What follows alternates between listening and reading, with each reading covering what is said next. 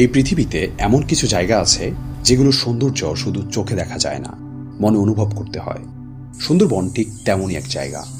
সবচেয়ে বড় ম্যানগ্রোভ বন, যেখানে নদী আর গাছের মধ্যে গড়ে উঠেছে এক আশ্চর্য জগৎ। প্রাণ, প্রকৃতি আর প্রাচীনতা সব মিলিয়ে এক অবাক করা পরিবেশ, যেখানে রয়্যাল বেঙ্গল টাইগার হেঁটে বেড়ায় নিঃশব্দে, আর বাতাসেও লুকিয়ে থাকে বন সৌন্দর্যের গন্ধ। কিন্তু সুন্দরবন শুধু বাঘ বা গাছগাছালি দিয়ে গড়া একটি বন নয়। এটি এমন একটি ইকোসিস্টেম যা আমাদের রক্ষা করে ঘূর্ণিঝড়ের তীব্রতা থেকে। প্রতিনিয়তই আমাদের দিচ্ছে খাবার, পানি আর আশ্রয়। সুন্দরবনের প্রতিটি গাছ, নদী আর নীরবতা এক একটি গল্প বলে। আজ আমরা জানবো সেই গল্পগুলো, খুঁজবো সেই ইতিহাস এবং বুঝবো এই বন কেন আমাদের অস্তিত্বের সঙ্গে অটুটভাবে জড়িয়ে আছে। আমাদের আজকের এই এপিসোডে আমরা সুন্দরবন সম্পর্কে বিস্তারিত জানার চেষ্টা করব। সুন্দরবনের উৎপত্তি থেকে শুরু করে সুন্দরবনের ইতিহাস, ঐতিহ্য, এই বনের গভীরে লুকিয়ে থাকা নানান রহস্য, জীববৈচিত্র্য, মানব বসতি, সুন্দরবনের অর্থনৈতিক গুরুত্ব এবং এই ধরনের আরও বিবিধ বিষয়। আর ভিডিওর একদম শেষ পর্যায়ে থাকবে সুন্দরবনের জলদস্যুদের ইতিহাস। তাহলে চলুন কালক্ষেপণ না করে প্রবেশ করা যাক ইতিহাসের গভীরে। সুন্দরবন এ যেন এক নামে মিশে আছে রহস্য, প্রাকৃতিক মাধুর্য আর ভয়ালো সৌন্দর্য। এটি পৃথিবীর সবচেয়ে বড় ম্যানগ্রোভ বন, বিস্তৃত প্রায় 10,000 বর্গ কিলোমিটার এলাকা জুড়ে। বন অধিদপ্তরের হিসেব অনুযায়ী বাংলাদেশে সুন্দরবনের মূল ভাগ অবস্থিত। এই বনের প্রায় 60% বাংলাদেশে পড়েছে, যার আয়তন প্রায় 6,017 বর্গ কিলোমিটার। সুন্দরবন মূলত বাংলাদেশের 3টি জেলায় বিস্তৃত: খুলনা, সাতক্ষীরা আর বাগেরহাট। এই 3টি জেলা সুন্দরবনের মূল অংশকে ধারণ করে, বিশেষ করে যেটি ইউনেস্কো স্বীকৃত অংশ। তবে কিছু সূত্রে দেখা যায় সুন্দরবনের প্রভাব বা সংযুক্ত বনাঞ্চল আশেপাশের আরও কিছু জেলাকে স্পর্শ করে, যেমন পটুয়াখালী ও বরগুনা। তবে এই দুটি জেলা সুন্দরবনের মূল বনাঞ্চলের মধ্যে পড়ে না, বরং সুন্দরবনের সংলগ্ন উপকূলীয় অঞ্চলে অবস্থিত। খুলনা, সাতক্ষীরা আর বাগেরহাট সুন্দরবনের মূল প্রবেশদ্বার হিসেবে পরিচিত। বিশেষ করে বাগেরহাটের শরণখোলা ও খুলনার কয়রা এলাকাগুলো থেকে নৌপথে সুন্দরবনে প্রবেশ করা হয়। এছাড়া সাতক্ষীরার শ্যামনগর এলাকাও অন্যতম গুরুত্বপূর্ণ প্রবেশ পয়েন্ট। আবার হারবাড়িয়া, কটকা, কচিখালী, দুবলাদ্বীপ, হিরন পয়েন্ট, করমজল ইত্যাদি স্থানগুলো সুন্দরবনের উল্লেখযোগ্য এলাকা হিসেবে পরিচিত। ভারতের পশ্চিমবঙ্গ রাজ্যে সুন্দরবনের 40% অংশ রয়েছে, যার আয়তন প্রায় 4,260 বর্গ কিলোমিটার। এই অংশকে ভারতের সুন্দরবন বায়োস্ফিয়ার রিজার্ভ হিসেবে চিহ্নিত করা হয়েছে। ভারতের সুন্দরবন মূলত ছড়িয়ে আছে দক্ষিণ 24 পরগনা জেলা ও উত্তর 24 পরগনা জেলায়। ভারতের সুন্দরবন অংশে অনেক নদী, দ্বীপ ও চর রয়েছে। এখানেও রয়্যাল বেঙ্গল টাইগার, চিত্রা হরিণ, নানা প্রজাতির পাখি ও কুমির পাওয়া যায়। ভারতের অংশকে সুন্দরবনস ন্যাশনাল পার্ক নামে 1987 সালে ইউনেস্কো বিশ্ব ঐতিহ্যবাহী স্থানের মর্যাদা দেওয়া হয়। আর বাংলাদেশের অংশকে দা সুন্দরবনস নামে 1997 সালে ইউনেস্কোর বিশ্ব ঐতিহ্য তালিকায় অন্তর্ভুক্ত করা হয়। সুন্দরবনের ইতিহাস পর্যালোচনা করতে গেলে দেখা যায় সুন্দরবন নামটি এসেছে সুন্দরী নামের একটি গাছের নাম থেকে, যা এখানে বিপুল পরিমাণে জন্মায়। তবে অনেকের মতে সুন্দর শব্দটি এই বনের সৌন্দর্যের কারণেও এসেছে বলে ধারণা করা হয়। নাম যেমনই হোক না কেন, এই বন প্রকৃতির এক অতুলনীয় সৃষ্টি। সুন্দরবনের জন্ম একদিনে হয়নি। আজ থেকে প্রায় 6,000 বছর আগে গঙ্গা, ব্রহ্মপুত্র আর মেঘনা, এই 3টি বিশাল নদীর ডেল্টা অঞ্চল গড়ে তুলে এক বিশাল জলকাদার ভূমি। এই উপকূলীয় অঞ্চল বছরের পর বছর ধরে জোয়ার ভাটার মাধ্যমে গড়ে তুলেছে এক জটিল ও স্থিতিশীল বাস্তুতন্ত্র। আস্তে আস্তে এখানে জন্ম নেয় ম্যানগ্রোভ গাছ আর গড়ে ওঠে এক প্রাকৃতিক কেল্লা, যার নাম সুন্দরবন। প্রাচীন ভারতীয় গ্রন্থ, আরব পর্যটকদের বর্ণনা আর মুঘল আমলের দলিলেও সুন্দরবনের উল্লেখ পাওয়া যায়। মুঘল সম্রাটরা একসময় এই অঞ্চলে কর আরোপ করতেন। আবার ব্রিটিশ আমলে বন ব্যবস্থাপনায় আসে কাঠামোগত রূপ। 1878 সালে ব্রিটিশ সরকার এটিকে সংরক্ষিত বন হিসেবে ঘোষণা করে। এরপর থেকেই বন ব্যবস্থাপনার ধারা কিছুটা সুশৃঙ্খল হতে শুরু করে। তবে বনজ সম্পদের উপর নির্ভরশীল স্থানীয় মানুষদের জীবনযাপন আগেও যেমন কঠিন ছিল, আজও ঠিক তেমনই রয়ে গেছে। এভাবেই হাজার হাজার বছরের ভূপ্রাকৃতিক পরিবর্তন, নদী ব্যবস্থার গতি আর মানব ইতিহাসের নানা স্তর মিলে তৈরি করেছে সুন্দরবনকে, যা একদিকে যেমন এক বিশাল প্রাকৃতিক দুর্গ, অন্যদিকে তেমনি অসংখ্য জীবনের অবলম্বন। সুন্দরবনের আসল সৌন্দর্য লুকিয়ে আছে তার জীবন্ত প্রাণ প্রবাহে। এখানে প্রকৃতি নিজের নিয়মে গড়ে তুলেছে এমন এক বাস্তুতন্ত্র যেখানে মানুষ নয়, রাজত্ব করে বন্য প্রাণীরা। আর এই রাজত্বের সবচেয়ে বিশিষ্ট শাসক হল royal Bengal tiger. Royal Bengal tiger এই নামের মধ্যেই যেন এক মহিমা।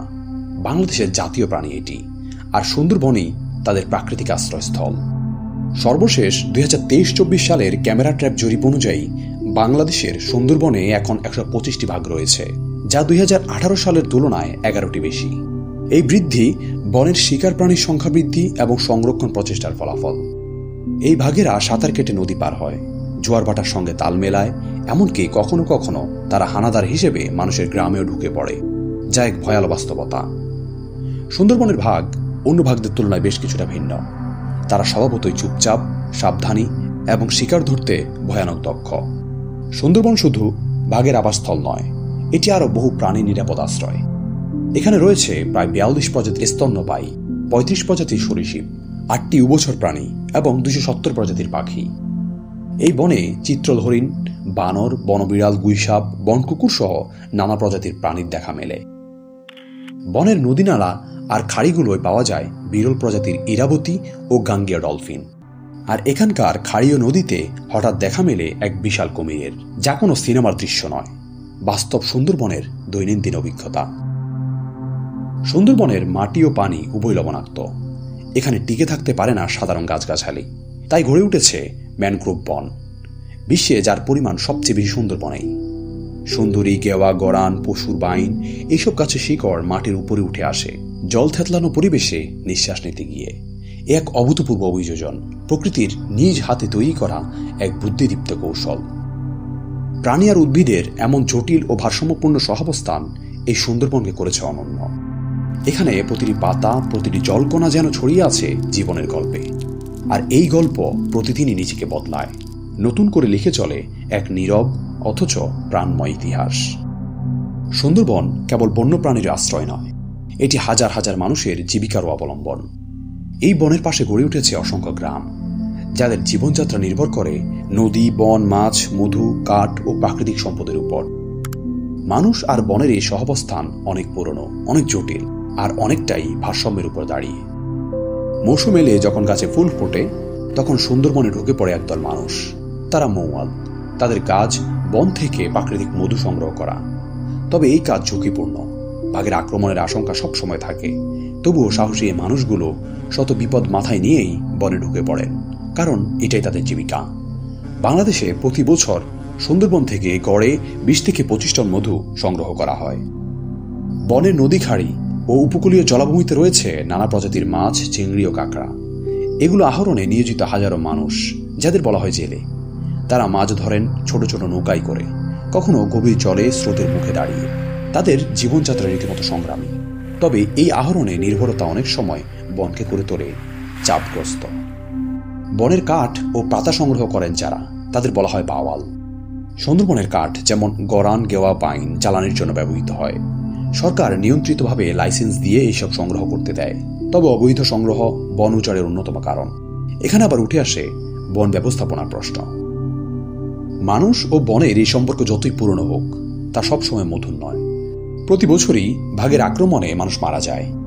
আবার মানুষও বন আগ্রাসন, দখল, চোরা শিকার ও দূষণের মাধ্যমে বনের ক্ষতি করে। এই দ্বন্দ্ব কখনো কখনো পৌঁছে যায় সংঘাতের পর্যায়ে। সরকার ও বিভিন্ন এনজিও এই দ্বন্দ্ব নিরসনে কাজ করছে সহাবস্থানের মডেল নিয়ে।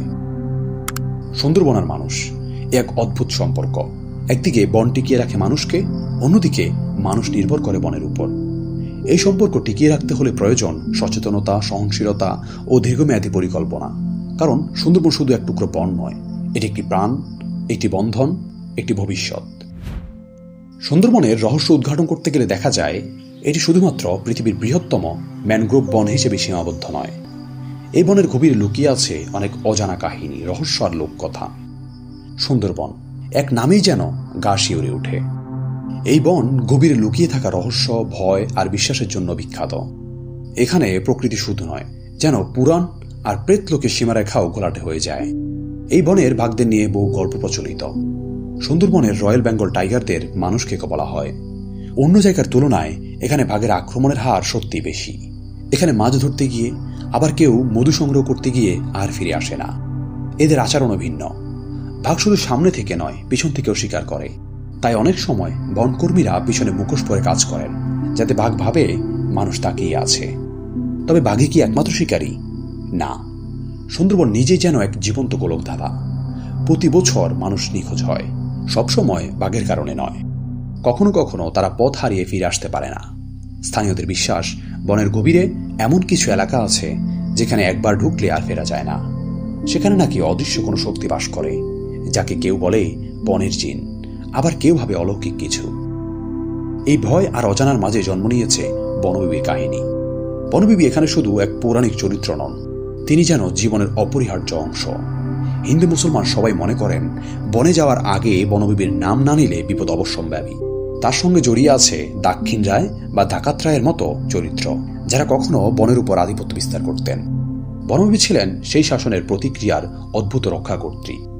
এমনকি বিশ্বাস করা হয় বাঘও তার বাহন। এই কাহিনী শুধু ধর্ম নয়, ভয় আর অনিশ্চয়তার মাঝে টিকে থাকার জন্য এক মানসিক অবলম্বন। তবু বনবিবির নাম নিলেই সব নিরাপদ হয়ে যায় না।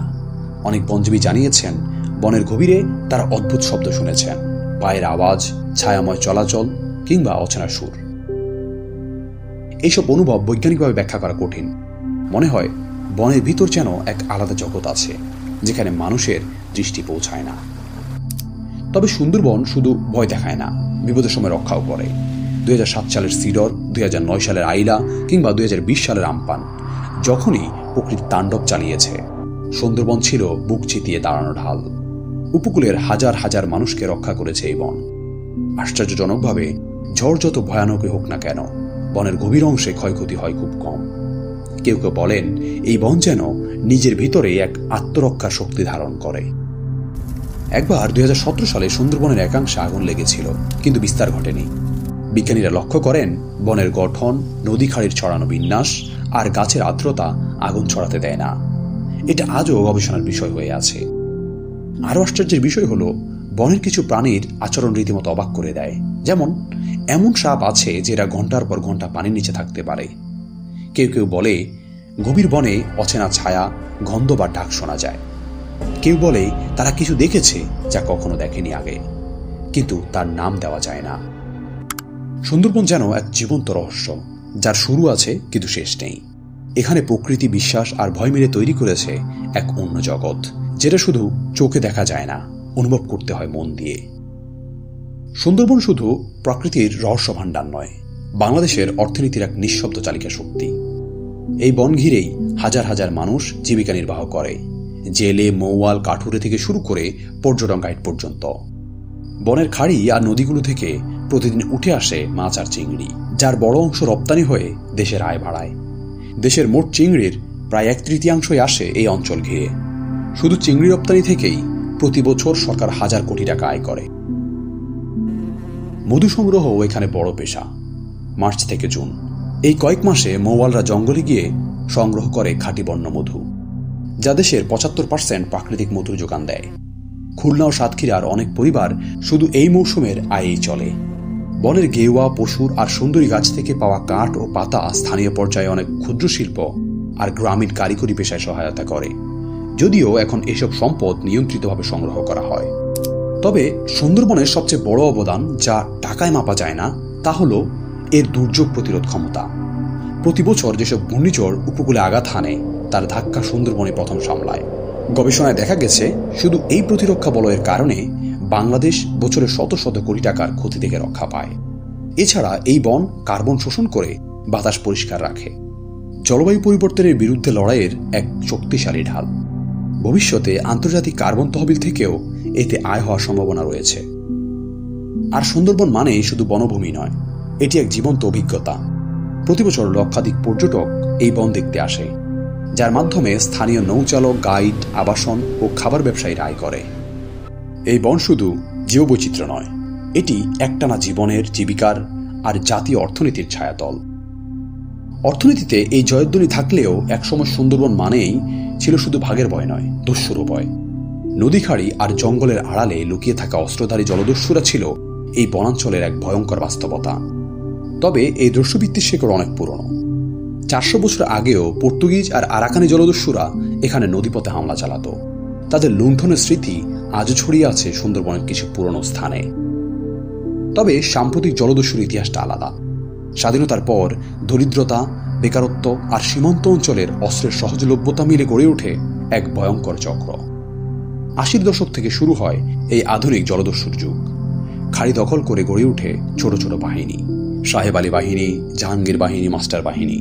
নাম আলাদা হলেও কৌশল ছিল এক। জেলেদের অপহরণ করে মুক্তিপণ আদায়, ট্রলার ছিনতাই, এমনকি কখনো কখনো হত্যা। তখনকার দিনে সুন্দরবনে মাছ ধরতে গেলে শুধু নৌকা নয়, সঙ্গে নিতে হতো ভাগ্যও, কারণ ফিরে আসা অনিশ্চিত। দস্যুরা মাঝ নদী থেকে ট্রলার টেনে নিয়ে যেত। মানুষকে জিম্মি করে পরিবার থেকে চাওয়া হতো টাকা। জেলেরা মাসে মাসে চাঁদা দিত, না হয় চলত নির্যাতন। এই দুঃসহ বাস্তবতায় বদল আসে 2012 সালের পর থেকে, যখন সরকার যৌথ বাহিনী গঠন করে র্যাব, কোস্টগার্ড ও বন বিভাগকে একসাথে অভিযানে পাঠায়। 2015 সালে প্রথম আত্মসমর্পণ করে মাস্টার বাহিনী, জমা দেয় অস্ত্র। এরপর একে একে আত্মসমর্পণ করে আরও অনেক বাহিনী। রাষ্ট্র শুধু কঠোর হয়নি, দিয়েছে বিকল্প পথ। যারা আত্মসমর্পণ করে তাদের দেওয়া হয় আর্থিক সহযোগিতা, প্রশিক্ষণ এবং পুনর্বাসন। এই প্রক্রিয়ার মধ্য দিয়ে প্রায় 300-র বেশি জলদস্যু নতুন জীবন শুরু করে। 2018 সালে সুন্দরবনকে দস্যুমুক্ত ঘোষণা করা হয়। বনজীবীদের মুখে তখন কিছুটা হাঁপ ছাড়ার স্বর। যদিও ছোটখাটো অস্ত্রধারী গোষ্ঠী মাঝে মধ্যে মাথাচাড়া দেওয়ার চেষ্টা করেছে, কিন্তু বড় দস্যু বাহিনীগুলো আর মাঠে নেই। এখন সুন্দরবনের খাড়িগুলো ফিরে এসেছে স্বস্তি। তবে সেই ভয়ানক সময়ের ছায়া এখনো জেলে আর মৌয়ালদের স্মৃতিতে রয়ে গেছে। তারা জানে বাঘের চেয়েও ভয়ঙ্কর ছিল কিছু মানুষ, আর তাদের হাত থেকে বনকে রক্ষা করাও ছিল এক দীর্ঘ লড়াই। সুন্দরবন আসলে যতটা রহস্যময়, বর্তমানে ঠিক ততটাই বিপদগ্রস্ত। প্রাকৃতিক দুর্যোগ, জলবায়ু পরিবর্তন এবং মানবসৃষ্ট কার্যকলাপ আজ এই বনের অস্তিত্বের জন্য বড় হুমকি হয়ে দাঁড়িয়েছে। প্রথমত, জলবায়ু পরিবর্তনের প্রভাবে সমুদ্রপৃষ্ঠের উচ্চতা বাড়ছে, ফলে লবণাক্ততা বেড়ে গাছপালা মরে যাচ্ছে, বিশেষ করে সুন্দরী গাছ, যা এই বনের মূল পরিচয়। আবার অবৈধ কাঠ কাটা, অতিরিক্ত মাছ ধরা এবং বনজ সম্পদের অনিয়ন্ত্রিত আহরণ বনকে ক্রমশ দুর্বল করে তুলছে। এর পাশাপাশি শিল্পায়নের চাপ, যেমন রামপাল বিদ্যুৎ কেন্দ্র ও আশেপাশের অবকাঠামোগত প্রকল্প বনাঞ্চলের উপর দীর্ঘমেয়াদী প্রভাব ফেলতে পারে বলে বিশেষজ্ঞরা সতর্ক করে আসছেন। এছাড়া পর্যটনের অনিয়ন্ত্রিত প্রসার এবং বনরক্ষীদের সংখ্যাগত ঘাটতি বন ব্যবস্থাপনাকে জটিল করে তুলছে। সব মিলিয়ে সুন্দরবন আজ একদিকে বাংলাদেশের গর্ব, আর অন্যদিকে এক নীরব আর্তনাদ, যে আমাদের মনে করিয়ে দেয় প্রকৃতিকে উপেক্ষা করলে ক্ষতি হয় আমাদেরই। এই বনকে রক্ষা করা শুধু পরিবেশগত দায়িত্ব নয়, এটি আমাদের অর্থনীতি, সংস্কৃতি, ভবিষ্যৎ সবকিছু সুরক্ষার লড়াই। সুন্দরবনের ইতিহাস আসলে শুধু বন, বাঘ আর নদীর গল্প নয়, এটি এক জটিল বহুস্তর বিশিষ্ট সময়যাত্রা। প্রাগৈতিহাসিক সময় থেকে আজ পর্যন্ত এই অঞ্চল ছিল সভ্যতার ছোঁয়ায় প্রায় অছোঁয়া, তবুও সে নিজের নিয়মে বাঁচতে শিখেছে। একদিকে ছিল পর্তুগিজ জলদস্যুর ভয়, অন্যদিকে ছিল বনদেবতা আর বনবীর অলৌকিক কাহিনী। আবার স্বাধীনতার পরের কয়েক দশক জুড়ে এই বনে গড়ে ওঠে আধুনিক জলদস্যুর রাজত্ব, যার আবাসন ঘটে এক লম্বা রাষ্ট্রীয় অভিযানের মাধ্যমে। এই বনে হারিয়ে গেছে বহু মানুষ, আবার বাঁচিয়ে রেখেছে কোটি প্রাণ। ঘূর্ণিঝড়ের সামনে দাঁড়িয়েছে নির্ভরতার প্রতীক হয়ে। চিংড়ি, মধু, কাঠ, পর্যটন, এই সব কিছুর মাঝেও সুন্দরবন থেকে আমরা পেতেই থেকেছি, অথচ ফিরিয়ে দেওয়ার কথা খুব কম ভেবেছি। আজ যখন বন হুমকির মুখে, তখন ইতিহাস আমাদের কানে কানে বলে এই বন টিকে আছে কারণ সে লড়তে জানে। কিন্তু বারবার কেবল বনের উপর এই দায়িত্ব চাপিয়ে দিলে একসময় সে আর পারবে না। সুন্দরবনের ইতিহাস তাই শুধু অতীত নয়, এটি একটি সতর্কতা, একটি দায়বদ্ধতা এবং এক অনবদ্য প্রাকৃতিক ঐতিহ্যের স্মারক, যা রক্ষা করা আমাদের সবার কর্তব্য।